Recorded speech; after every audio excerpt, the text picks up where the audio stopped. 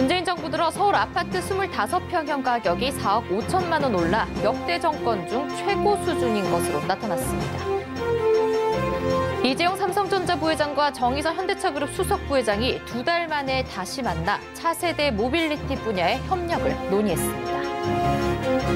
문재인 대통령이 어제 강남권의 그린벨트를 해제하는 대신 서울 노원구 태릉골프장을 택지로 조성하는 방안을 제시한 가운데 주택 공급에 대한 갑론을박이 펼쳐지고 있습니다. 베이커리 업계가 월 구독료를 내면 한 달 내내 커피와 빵을 저렴한 가격에 주기적으로 제공하는 구독 서비스 경쟁에 나섰습니다. 센 경제 라이브 시작합니다.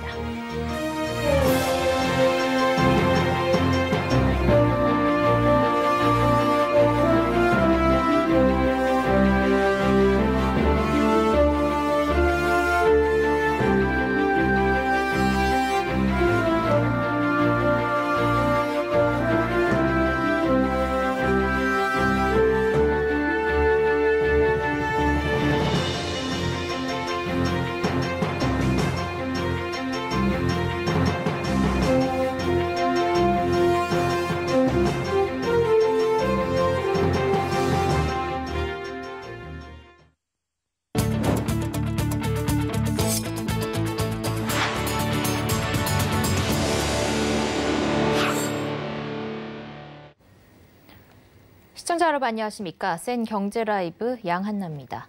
코로나19 사태로 4월부터 지난달까지 수출이 석 달 연속 2자릿수 감소폭을 보인 가운데 7월 들어서도 수출 감소세가 이어지고 있습니다. 관세청은 이달 1일부터 20일까지 통관 기준 잠정 수출 금액은 246억 달러로 전년 대비 12.8% 감소했다고 밝혔습니다. 이 기간 조업일수는 작년보다 1일 적었는데 조업일수 차이를 반영한 1일 평균 수출액 감소율은 7.1%로 집계됐습니다. 조업일수를 고려하지 않은 통계에서도 석유 제품과 승용차, 반도체 등 주요 수출 품목이 부진했습니다. 수출 상대국별로도 중동과 일본, 유럽연합, 베트남, 미국, 중국 등 주요 시장에서 수출이 위축됐습니다. 문재인 정부 들어 서울 아파트 25평형 가격이 4억 5천만 원 올라 역대 정권 중 최고 수준인 것으로 나타났습니다. 경제정의 실천 시민연합이 문재인 정부 3년간 25평형 기준으로 서울 34개 아파트 단지 8만여 가구의 아파트값 시세 변화를 분석한 결과입니다. 문재인 정부 출범 후 서울 아파트값은 8억 4천만 원에서 올해 5월 12억 9천만 원으로 4억 5천만 원 올라 상승액 기준으로는 최대인 것으로 조사됐습니다. 정권별로 서울 아파트값 상승액은 노무현 정부 때 3억 7천만 원, 박근혜 정부 1억 8천만 원, 김대중 정부 1억 7천만 원, 김영삼 정부 5천만 원 순으로 나타났습니다. 이명박 정부 때는 유일하게 서울 아파트값이 임기 초 7억 6천만 원에서 임기 말 6억 6천만 원으로 1억 원 하락했습니다. 한편 강남권과 비강남권 간 아파트값 격차는 1993년 김영삼 정부 초기 강남과 비강남 아파트 한 채당 차액이 921만 원에 불과했지만 강남권 아파트값이 급등하면서 올해 이 격차는 9억 2,353만 원으로 100배 증가했습니다. 이재용 삼성전자 부회장과 정의선 현대차그룹 수석 부회장이 2달 만에 다시 만났습니다. 차세대 모빌리티 분야의 협력을 논의했습니다. 빅2그룹의 미래차 협업이 본격화될 전망입니다. 정세미 기자입니다. 이재용 삼성전자 부회장과 정의선 현대자동차그룹 수석 부회장이 두 번째 회동을 가졌습니다. 이재용 부회장은 오늘 오전 9시부터 약 3시간 동안 현대차 남양연구소를 둘러보고 자율주행차와 수소전기차를 시승했습니다. 현대차 남양연구소는 현대차그룹 연구개발의 심장부로 차세대 모빌리티의 핵심 연구를 담당합니다. 재계 총수 가운데 이곳을 방문한 인물은 이 부회장이 처음입니다. 이 부회장의 이번 방문은 지난 5월 정 부회장이 삼성 SDI 천안 공장을 방문한 데 대한 답방 차원입니다.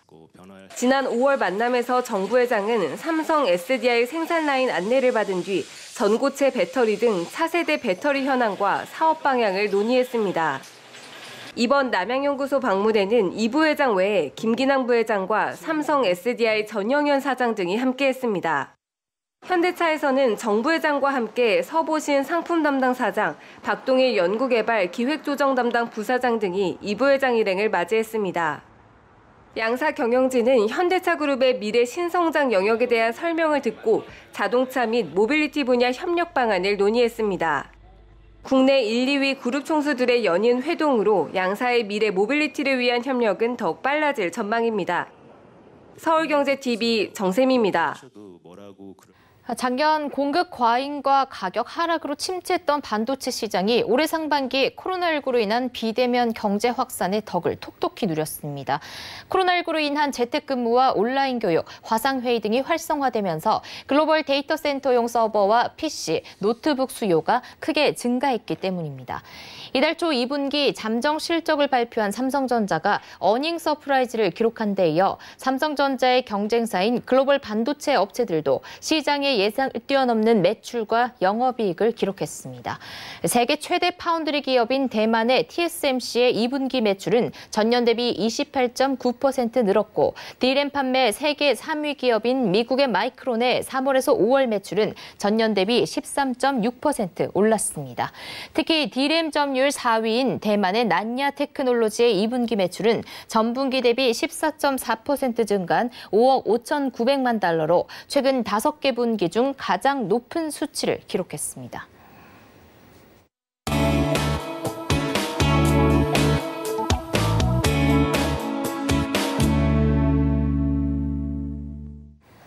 주택 공급에 대한 갑론을박이 연이어 펼쳐지고 있습니다. 여기에 문재인 대통령은 어제 서울 노원구 태릉골프장을 택지로 조성하는 방안을 제시했죠. 강남권의 그린벨트를 해제하는 대신 내놓은 새로운 공급 카드인 셈인데요. 이달 말 공급 대책을 앞두고 정부가 최대한 물량을 확보하기 위해 노력하는 모습입니다. 그렇다면 어떤 공급 대책이 마련이 돼야 과열된 부동산 시장을 잠재울 수 있을까요? 지혜진 기자와 전화 연결해보겠습니다. 안녕하세요. 네, 안녕하세요. 네, 우선 문재인 대통령이 어제 언급한 그 태릉골프장에 대해서 먼저 이야기를 좀 나눠보겠습니다. 어제 태릉골프장 개발 소식을 듣고 그 인근의 분위기는 좀 어떻습니까? 네, 강남권 그린벨트 해제를 검토한다는 소식이 전해졌을 때보단 조용한 모습이었는데요. 아직 공급 대책이 확실히 결정된 것도 아닐 뿐더러 일대에 투자할 토지도 별로 없기 때문입니다. 태릉골프장은 경기도 구리시의 경춘선 갈매역과 인접해 있는데요. 갈매역 바로 옆은 구리갈매 역세권지구로 현재 LH의 토지 보상이 진행 중입니다. 이 때문에 거래할 만한 땅은 별로 없습니다. 만약 개발이 결정돼 이 지역에 관심이 생긴다 할지라도 1년여 뒤에나 거래할 수 있고요. 서울 노원구 공릉동 쪽으로 알아본다 할지라도 투자할 만한 택지는 거의 없습니다. 애초에 군부지나 공공유휴부지를 개발할 계획이었기 때문에 민간인들이 사고 팔 수 없는 건데요. 이 때문인지 어제와 같은 발표가 났다고 해서 인근 부동산이 들썩거린다거나 하는 그런 분위기는 없는 듯 했습니다. 부동산 관계자 이야기 들어보시죠.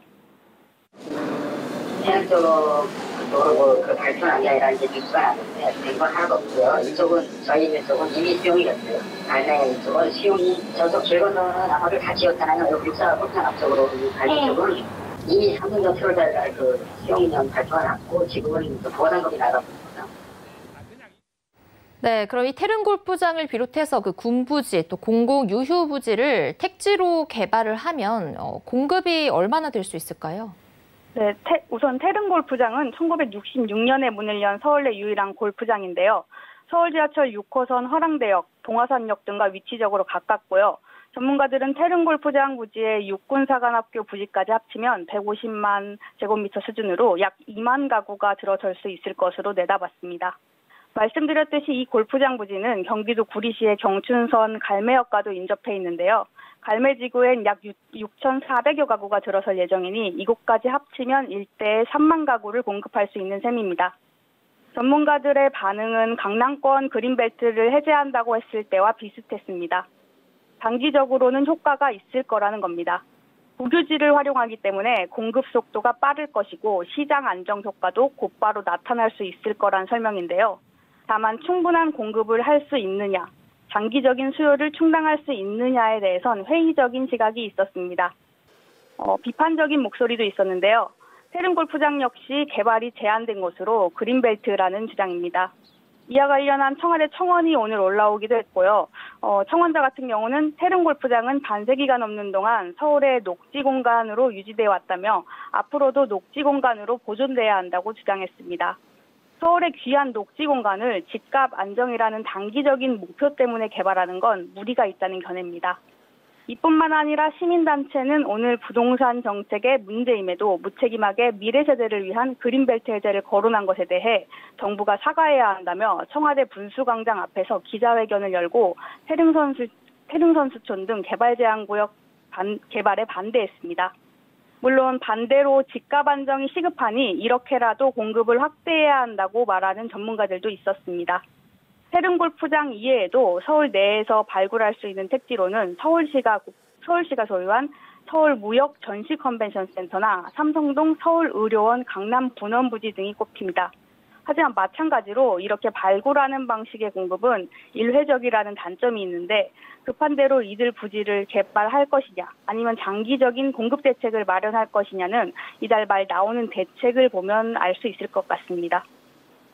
네, 이 많은 전문가들이 그러니까 서울에서 이제 지속적인 공급을 해야 하잖아요. 그걸 위한 방안으로 이제 제시를 하는 게 정비사업 규제 완화인데요. 또 그중에서도 특히 재건축 규제 완화입니다. 이게 좀 가능성이 있어 보입니까?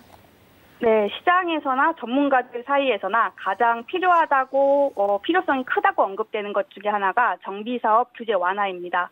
특히 정부가 재건축 규제를 강화하면서 정비사업이 크게 위축된 상태인데요. 하지만 이제 국토부가 7.10 대책을 내놓을 당시 검토 가능한 대안에는 이 내용이 포함되어 있지 않았습니다. 김현미 장관도 지난 10일 대책 발표 브리핑에서 재건축 규제 완화에 대해서는 생각하고 있지 않다고 말한 바 있습니다. 하지만 도심 내 신규 택지 발굴이 쉽지 않은 데다가 그린벨트 해제도 하지 않겠다고 밝힌 만큼 재건축 규제 완화를 고려할 수밖에 없다는 주장도 제기됩니다. 서울시도 강남권 그린벨트 해제에 반대하라면서 차라리 재건축 규제를 완화하는 게 어떻겠냐고 제안한 바 있고요. 재건축으로 인한 강남 쏠림 효과를 방지하기 위해서 강북 지역의 정비 사업을 먼저 풀어주자는 방법도 제시되고 있습니다. 전문가 의견 들어보시죠. 저는 개인적으로는 정비 사업을 조금씩 풀어줘야 된다고 생각해요. 특히 이제 강북의 정비 사업을 먼저 풀어야 됩니다. 정비 사업을 조금씩 풀어서 가장 노후화되고 주거 환경이 열악한 그런 강북의 재개발 구역이나 이런 거부터 조금씩 풀어서 거기에다가 공급을 이제 시작하는 것이 가장 바람직하다. 네, 무작정 재정비 사업의 규제를 풀어주면 수익성이 높은 강남 지역부터 개발될 수밖에 없는데요. 또 택지를 발굴해 강남권에 개발하면 단기적으로는 분양가 상한제 등을 통해 저렴한 가격의 주택을 공급할 수 있지만 결국엔 강남의 개발이 쏠리게 될 수 있다고 김진유 교수는 지적했습니다. 그러니 강북의 노후화된 지역의 사업 규제를 먼저 완화해주면서 강남과 강북 간의 격차를 줄여나가자는 겁니다. 이런 식으로 주택 가격의 균형을 맞춰가고 도심 내 비효율을 제고해 나갈 수 있다는 주장입니다. 네, 그럼 앞서 언급한 이 공공유휴부지 활용이라던가 정비사업 규제 완화 이런 것들 제외하고 또 새롭게 제시될 만한 공급 대책 어떤 것들이 있을까요? 네, 일각에서는 일기 신도시 아파트 리모델링 사업을 통해 공급 물량을 확보할 수 있다는 주장도 나오는데요. 당장 이번 공급 대책에 이 방안이 포함되기는 어려워 보입니다. 용역 결과는 조만간 나올 예정이지만 결과가 나오더라도 안전과 관련한 일련의 검증 과정을 거쳐야 하기 때문인데요. 국토부 관계자 역시 리모델링 관련 사안은 너무 서두르면 안 된다고 조언했습니다. 외부 전문가회의라든가 그런 걸 거치고 의사결정하는데도 최하 3개월 이상 소요되고 하는데 대책이 닿네 안 닿네 그런 이야기 하는 것 자체가 어불성설인데요. 내리교육 철거라는 것은 정책적 판단을 할 게 아니고 이거는 어쨌든 국민의 안전하고 직결되잖아요. 네, 하지만 일기 신도시도 지은 지 30년여에 접어들면서 주택 노후화가 심각해지고 있는 만큼 추후에라도 이들 지역을 리모델링하면서 추가 공급 물량을 확보할 수 있어 보입니다. 최근에는 성남 분당이나 고양시, 안양, 군포, 부천 등 일기 신도시의 의원들이 나서서 일기 신도시 도시재생 추진을 위한 의원 모임을 갖기도 했고요. 현재로서는 좀 더 유력해 보이는 방안은 3기 신도시 용적률 완화입니다. 오늘 경기도가 3기 신도시 등 경기 도시주택공사가 추진하는 대규모 개발사업 부지 안에 경기도형 기본주택을 공급하겠다는 발표를 냈는데요. 경기도형 기본주택은 무주택자면 누구나 역세권에 30년 이상 거주할 수 있는 새로운 주거 모델입니다. 여기에 특례 용적률 이야기가 나왔는데요. 핵심 지역 핵심 지역 역세권 용적률을 500%까지 상향하자는 이야기입니다. 3기 신도시 용적률 상향은 7.10 대책에서도 검토 가능한 대안으로 제시된 만큼 현재로서 가장 가능성이 큰 공급 대책으로 보입니다. 남양주 왕숙, 하남 교산, 고양 창릉, 부천 대장, 인천 계양 등 3기 신도시의 법적 상한 용적률을 최대 220%까지 올리는 방안이 현재 검토 중인 것으로 알려졌습니다. 서울 일부에서도 특례 용적률이 도입될 듯한데요. 서울은 역세권을 중심으로 고밀 개발이 이루어질 것 같습니다. 네, 지혜진 기자였습니다. 감사합니다.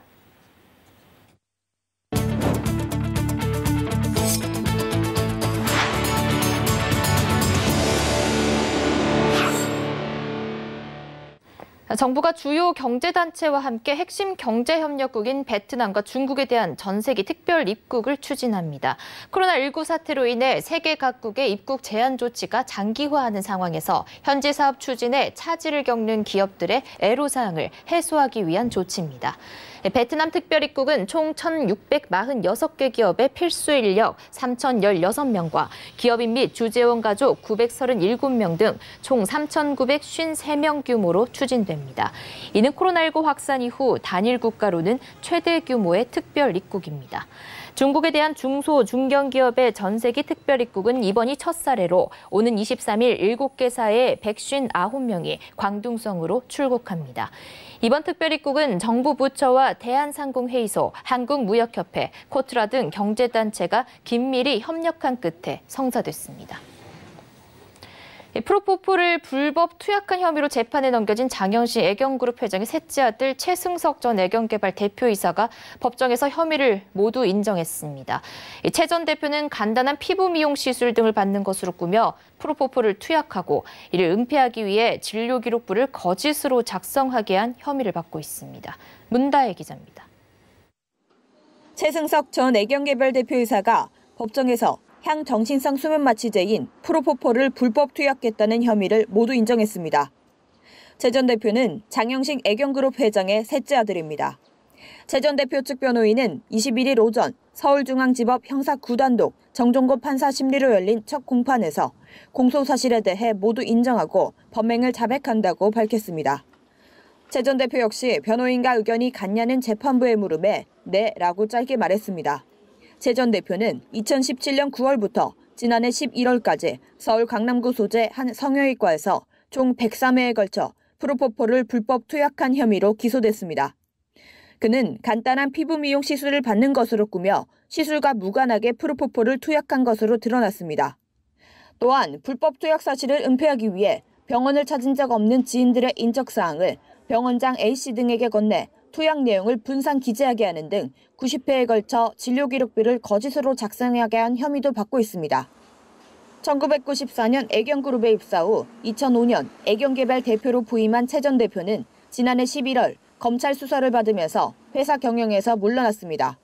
애경 2세인 최 전 대표의 자백에 대해 애경그룹은 회사와 무관하다고 선을 그었습니다. 퇴임하신 분이라서 회사 입장에서는 드릴 말씀이 없습니다. 재판부는 다음 달 18일 두 번째 공판을 열고 최 전 대표에 대한 피고인 신문을 진행할 예정입니다. 서울경제TV 문다입니다. 사망한 가족으로부터 물려받을 개인연금이 있는데도 수령하지 않았을 경우 금융당국으로부터 해당 정보를 직접 안내받게 됩니다. 금융감독원은 21일 개인연금과 관련해 상속인이 미수령한 연금을 직접 찾아주는 방안을 추진한다고 밝혔습니다. 개인연금은 가입자가 연금을 다 받지 못한 상태로 사망하면 나머지는 상속되는데 상속인들이 가입자 본인만 수령 가능한 것으로 여기고 자녀 연금을 수령하지 않는 경우가 많습니다. 금감원은 상속인에게 찾아가도록 안내할 개인연금 규모는 약 500억 원에 달할 것으로 예상했습니다. 이에 금감원은 조회 서비스 개선 이전 금감원에 접수된 상속인 정보 37만 건을 대상으로 연금 미수령을 직접 확인해 상속자에게 알려줄 예정입니다. 베이커리 업계가 월 구독료를 내면 한 달 내내 커피와 빵을 저렴한 가격에 주기적으로 제공하는 구독 서비스 경쟁에 나섰습니다. 파리바게뜨는 전국 30여 개 직영점을 통해 커피 또는 커피 앤 샌드위치 세트를 한 달 동안 매일 제공하는 월간 구독 서비스를 선보입니다. 반복 구매율이 높은 커피와 샌드위치 세트에 한해 시범적으로 운영하며 직영점 테스트 운영 후 가맹점으로 확산합니다. 뚜레쥬르도 월 구독료를 내면 특정 제품을 최대 80% 저렴한 가격에 주기적으로 제공하는 월간 구독 서비스를 출시했습니다. 구독 서비스 상품은 프리미엄 식빵과 모닝 세트, 커피 총 3종으로 뚜레쥬르는 직영점 9곳에서 시범 운영 후 전국 가맹점으로 구독 서비스를 확산한다는 방침입니다. 평생교육 전문기업 휴넷이 지식생산자와 소비자를 온라인으로 연결하는 지식공유 플랫폼 해피칼리지의 기자간담회를 가졌습니다. 석정석 기자입니다. 조영탁 휴넷 대표는 오늘 서울 여의도에 있는 켄싱턴 호텔에서 해피컬리지 기자간담회를 갖고 누구나 자신의 지식과 경험을 상품화하고 공유할 수 있는 시대를 만들겠다고 말했습니다. 해피컬리지는 자신의 지식과 경험을 공유하고 싶은 사람이라면 누구나 쉽고 편하게 상품화하고 수익까지 창출할 수 있는 구조를 갖고 있습니다. 기존 전통적인 교육 방식인 오프라인 강의부터 온라인, 실시간 라이브 강의까지 한 번에 제공합니다. 다양한 방식으로 지식 생산자와 소비자의 만남을 돕습니다. 모든 사람들이 가지고 있는 지식을 모든 사람들이 굉장히 적합하게 쉽고 싸게 주고받을 수 있는 세상을 만들면 세상이 좋아지지 않겠냐라는 게 가장 기본적인 마스터라고 불리는 지식 생산자는 스스로 자신의 콘텐츠 가격을 설정할 수 있습니다. 유튜브가 광고 수익에 의존하는 것과는 달리 콘텐츠 자체로 수익을 만들 수 있다는 것이 장점으로 꼽힙니다. 이와 함께 독자적인 온라인 지식 스토어를 제공해 강의 개설자의 가치를 올리는 데 유리하다는 것도 이점입니다. 저희 해피칼리지의 가장 큰 특징은 다른 플랫폼과는 달리 자신만의 온라인 지식 스토어를 구축할 수 있다는 부분이거든요. 그러니까 이런 지식 컨텐츠를 판매하고 싶어하는 사람들이 셀프 브랜딩을 굉장히 중요하게 생각하는데 대부분의 지식 플랫폼들은 본인의 컨텐츠를 공급하는 형태로 끝나는데 저희는 일회성이 아니고 자신의 컨텐츠를 지속적으로 만들고 쌓을 수 있는 해피컬리지는 지난해 4월 출범 후 현재 전체 개설 강의 2,180개, 누적 수강생 2만 5천여 명을 넘었습니다. 출범 1년을 맞은 2020년을 성장 원년으로 삼겠다는 계획도 밝혔습니다. 저희가 2025년까지 마스터스 10만 확보를 목표로 하고 있습니다. 지금 현재 국내 직장인이 1,500만 명 정도 된다고 하거든요. 그 직장인들이 자신의 직장 생활을 하면서 쌓은 경험과 노하우를 컨텐츠화할 수 있도록 모두 참여. 조영탁 휴넷 대표는 해피컬리지를 통해 휴넷의 사명인 교육을 통해 사람을 바꾸고 세상을 바꾼다를 이룰 수 있는 새로운 지식 비즈니스판을 만들어가겠다고 포부를 밝혔습니다. 서울경제TV 서청석입니다. 센 경제라이브 마칩니다. 고맙습니다.